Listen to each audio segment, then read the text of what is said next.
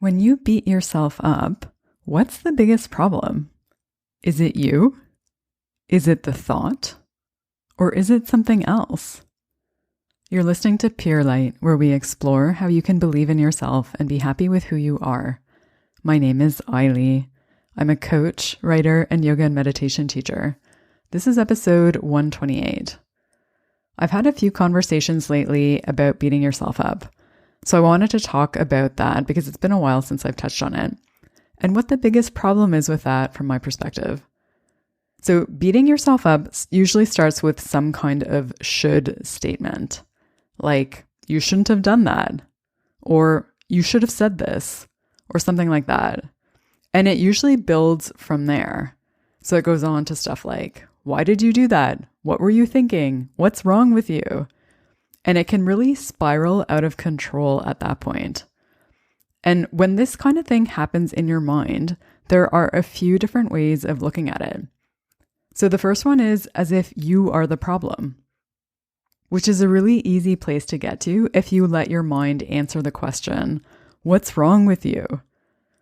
And it's really a dangerous place to be because in that place, you doubt your worth and question your value and really feel like shit about yourself.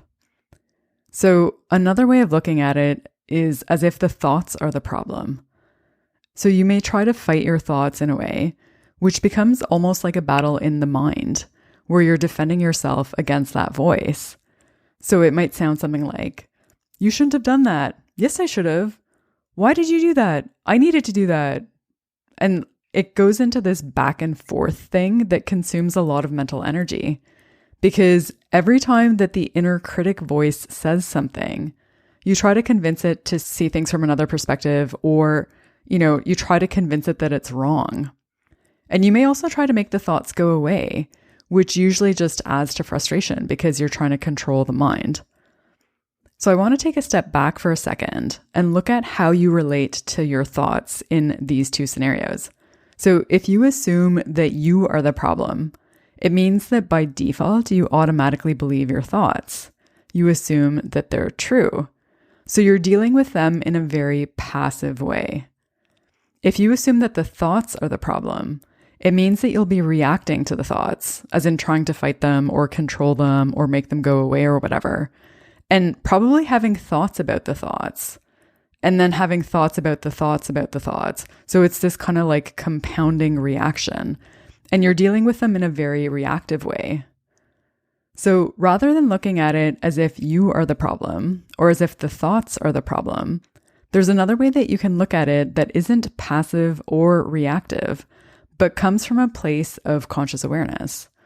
And that's looking at it as if how you relate to the thoughts is the problem. Because if how you relate to the thoughts is the problem, there's space to change that reaction within you. So that rather than being triggered by the thoughts and judging them and almost trying to reject them in a way, you can let them be there without needing to try to change them or fix them or make them go away. You can just let your thoughts be what they are, even though you may not like them. They aren't the truth of who you are. You realize that they're just thoughts and that they will come and go and that you are the one experiencing the thoughts. So this means that you are not the problem. And the thoughts are not the problem. They can be there, and you can have a level of peace or equanimity by accepting that your experience is what it is. So the problem isn't you. It isn't your thoughts. It's how you relate to your thoughts. Because even though the thoughts come and go, we often hang on to the idea that they're true long after they're gone and then act accordingly. But really, they're almost just like negative waves of mental energy passing through us. So your job isn't to fight them or try to convince them that they're wrong or anything like that. It's just to allow yourself to experience them and then let them go.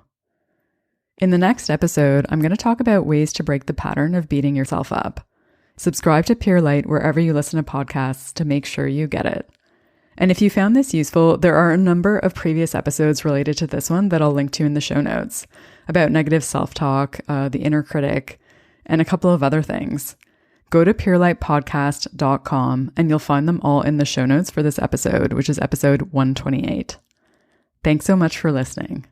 Until next time, may you be guided by your light.